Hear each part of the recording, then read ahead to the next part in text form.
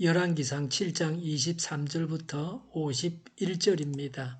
그 다음에 후람은 노새를 부어서 바다 모양 물통을 만들었는데 그 바다 모양 물통은 지름이 10자, 높이가 5자, 둘레가 30자이고 둥근 모양을 한 물통이었다. 그 가장자리 아래로는 돌아가면서 노새로 만든 호리병 모양의 박이 있는데 이것들은 노새를 부어서 바다 모양 물통을 만들 때에 두 줄로 부어서 만든 것이다. 또한 12마리의 노새 황소가 바다 모양 물통을 떠받치고 있는데 세 마리는 북쪽을 바라보고 세 마리는 서쪽을 바라보고 세 마리는 남쪽을 바라보고 세 마리는 동쪽을 바라보고 서 있고 등으로 바다 모형을 떠받치고 있었다. 황소는 모두 엉덩이를 안쪽으로 향하고 있었다. 그 노새로 된 바다 모양 물통의 두께는 손너비만 하였다. 그 테두리는 나리꽃 봉오리 모양으로 잔의 테두리처럼 둥글게 만들었다. 그 용량은 물을 2,000말 정도 담을 수 있는 것이었다. 그는 또 노스로 받침대를 10개 만들었는데 받침대마다 길이가 넉자, 너비가 넉자, 높이가 석자이다. 받침대의 구조는 다음과 같다. 받침대는 판자 테두리를 가지고 있고 그 테두리는 틀 사이에 끼어 있었다. 틀 사이에 낀 판자 테두리 위에다가는 사자와 소와 그룹을 그려 넣었다. 사자와 소의 위아래로는 화한 무늬를 새겨 넣었다. 그리고 각 받침대에는 4개의 노새 바퀴와 노새 축과 4개의 다리를 달았다. 그 4개의 다리는 노새 대야 아래에서 어깨 모양의 받침두리를 괴고 있었다.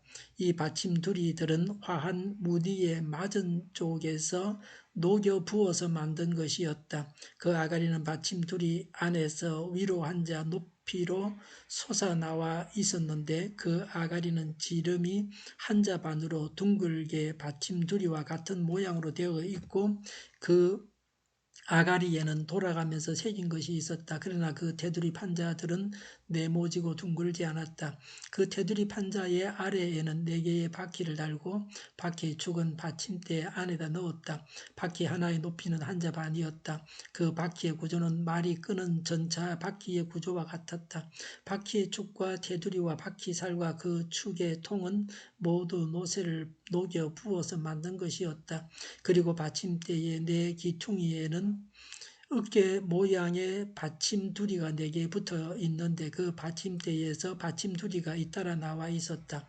받침대 꼭대기에는 반자 높이의 테두리가 둥글게 둘려 있고 또 받침대의 아래에는 바퀴 축인 버팀대와 테두리 판자들이 연결되어 있었다. 바퀴 축인 버팀대 판자와 테두리 판자 위의 빈 곳에는 그룹과 사자와 종려나무를 활짝 핀 꽃 모양과 함께 새겼다. 그는 이러한 방식으로 받침대 10개를 만들었는데 모두가 같은 치수와 같은 양식으로 일일이 부어서 만들었다. 또 그는 노새로 대야 10개를 만들었다. 대야마다 물을 40말씩 담을 수 있었다. 대야들의 지름은 억자이다. 받침대 10개에는 모두 대야 하나씩을 달았다. 받침대 5개는 성전의 오른쪽에 5개는 성전의 왼쪽에 놓았고 바다 모양 물통은 성전 오른쪽에 동남쪽 모퉁이에 놓았다. 후람은 또 속과 부삽과 피 뿌리는 대접을 만들었다. 이렇게 후람은 솔로몬 왕이 주님의 성전에다가 해 놓으라고 시킨 모든 일을 마쳤다.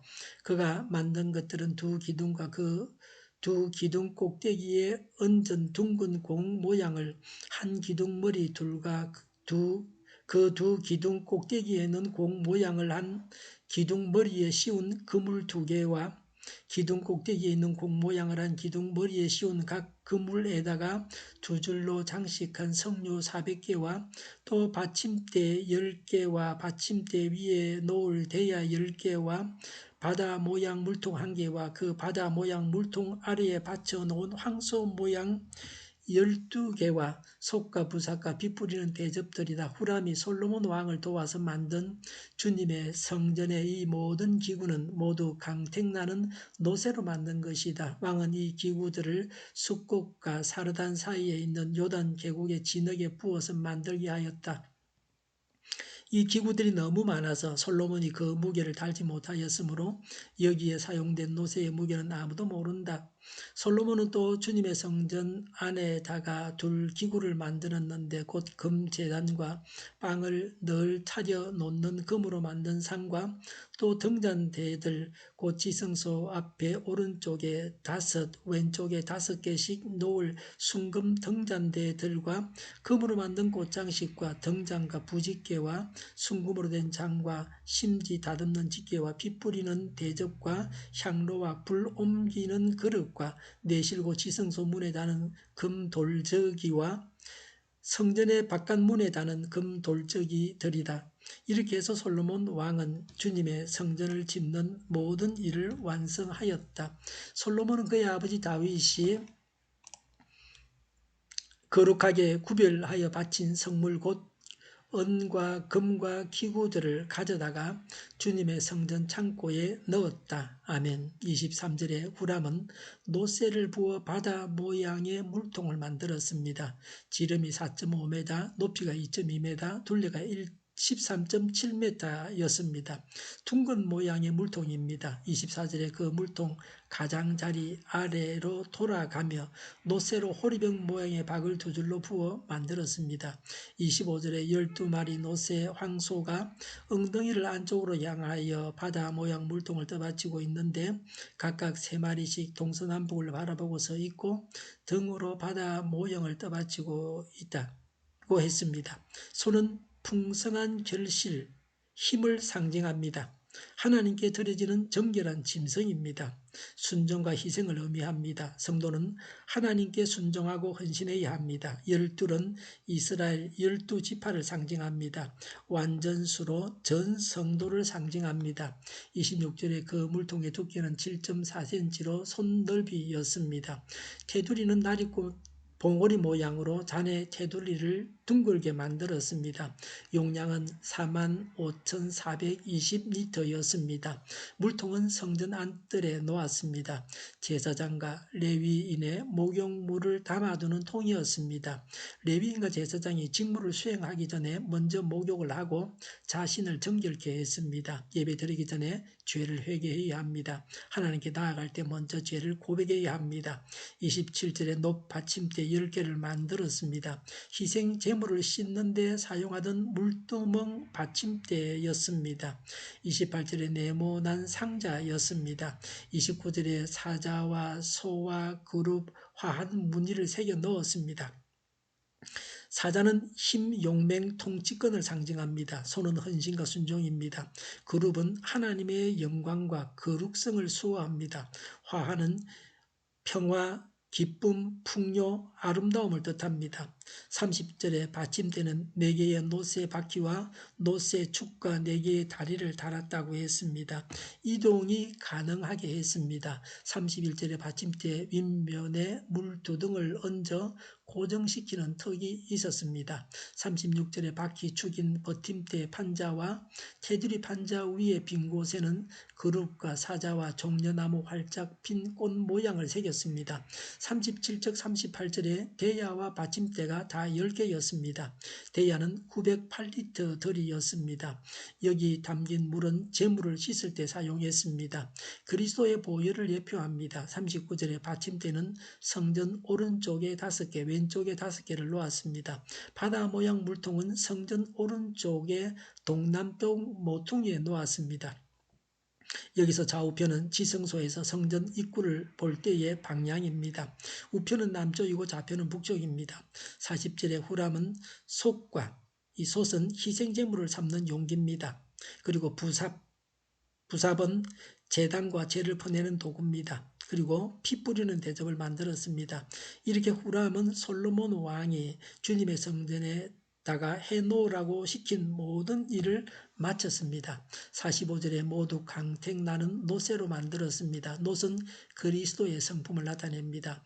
인간과 함께 하시고 인간의 고통을 체험하신 그리스도의 성품을 나타냅니다. 46절에 왕은 이 기구들을 요단 계곡의 진흙에 부어서 만들게 했습니다. 진흙으로 틀을 만들어서 샘물을 그 속에 부었습니다. 샘물이 굳은 후에 흙을 깨뜨렸습니다. 47절에 기구들이 너무 많아서 그 무게를 달지 못했습니다. 노새의 무게를 아무도 모릅니다. 놋은 당시에 이스라엘에서 귀하고 비싼 금속입니다. 그들의 부를 알만합니다. 48절에 성전 기구들을 말합니다. 금제단, 이것은 분향단입니다. 향을 피우는 곳입니다. 그리고 금상, 매 안식일마다 하나님께 바쳤던 누룩없는 빵, 진설병을 늘 차려놓는 상입니다. 49절에 순금 등잔대들 그랬습니다. 치성소 좌우에 5개씩 뒀습니다. 금꽃 장식, 등잔대의 장식을 말합니다. 그리고 등잔대 위에 놓는 그릇입니다. 기름과 심지가 담긴 그릇입니다. 그리고 부집게, 이것은 심지에 불꽃을 돋우는 부젓가락입니다. 50절에 순금잔, 집게, 이 집게는 심지를 다듬고 심지를 잘라내는 것입니다. 대접은 피나 물을 뿌리는 데 썼습니다. 향로는 그릇입니다. 금돌적이는 내실곧 치성소 문과 문설주를 연결하는 경첩, 성전 바깥에 다는 경첩입니다.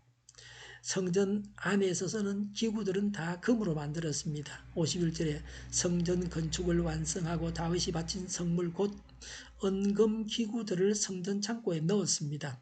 하나님의 말씀대로 다 만들었습니다. 우리는 하나님 앞에서 진실해야 합니다. 남은 금은 성전 창고에 넣어 제사장이 성전을 위해서 사용하게 했습니다.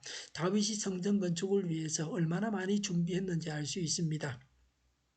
솔로몬은 다윗의 헌물을 소중하게 다루었습니다. 이렇게 함으로 솔로몬이 다윗을 얼마나 존중했는가를 보여주고 있습니다.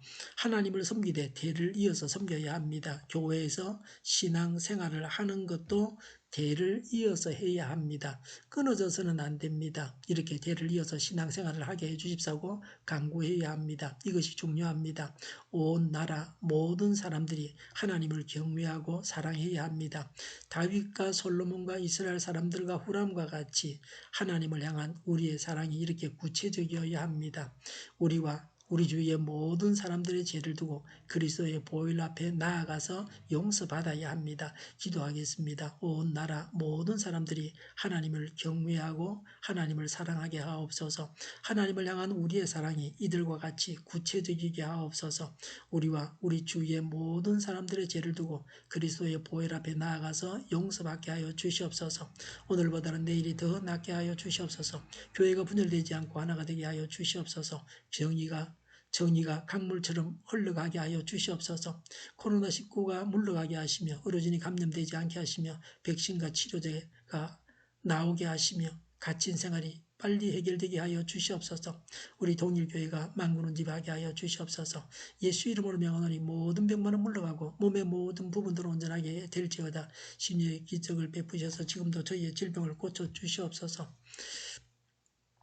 지구상에 코로나19로 인해서 고통당하는 모든 사람들을 고치시고 온전케 하여 주시옵소서. 주님께서 치료하시고 고쳐 주시옵소서. 저희와 교회와 이 나라 민족을 불쌍히 여겨 주시옵소서. 하나님께서 기뻐하시는 나라가 되게 하여 주시옵소서. 오늘도 하나님 안에서 차고 넘치는 삶, 복된 삶을 살게 하여 주시옵소서. 감사와 찬양을 주님께 돌려드리며 예수님의 이름으로 기도하옵나이다. 아멘.